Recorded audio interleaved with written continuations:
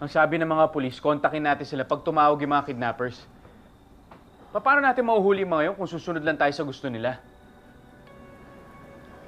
Narinig mo naman yung sinabi ni Alakdan, hindi ba?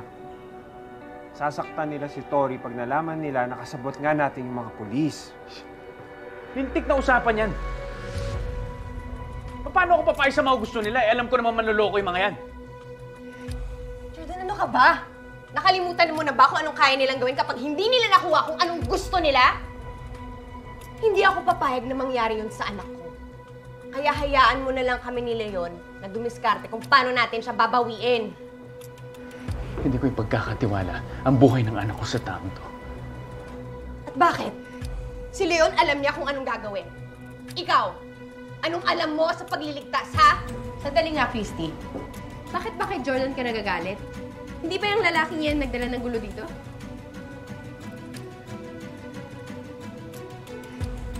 Sa totoo lang, Christy, hindi ba ikaw nagdala ng lalaking ito sa buhay natin? Hindi mangyayari ang lahat ng to. Hindi makikidnap ang anak ko, kundi rin dahil sa'yo. Ano ba? Magtatalo na naman ba kayong dalawa?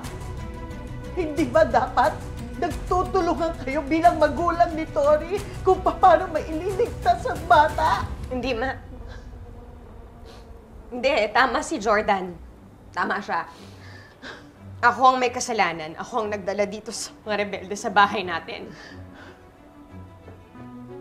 Kaya kung gusto mong magalit sa akin, Jordan, sige, magalit ka. Itodo mo pa. Pero hindi magbabago ang desisyon ko na kami ni Leon ang magdidiskarte kung paano mahahanap si Tori. O pagkatapos, kapag may nangyari kay Tori sa plano ninyo, ano gagawin mo? Tama na yan. Huwag ka nga mangialam dito. Hindi ko nahahayang sakta mo pa si Christy. Gusto mo tayo magtapat? Hindi yung babae yung kinakaya mo?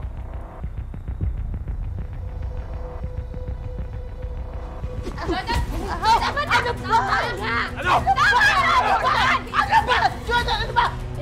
Tumigil kayo kung di kayong dalawa. Ipapapulis ko! Hindi ba dapat ang iniisip natin ngayon? Iniisip natin kung paano mababawi ang apo ko?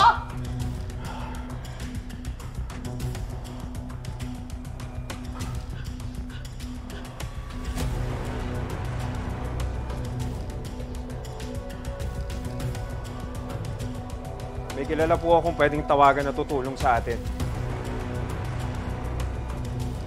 Okay. At wala ng pulis. Naintindihan? Walang pulis. Yun ang desisyon ko.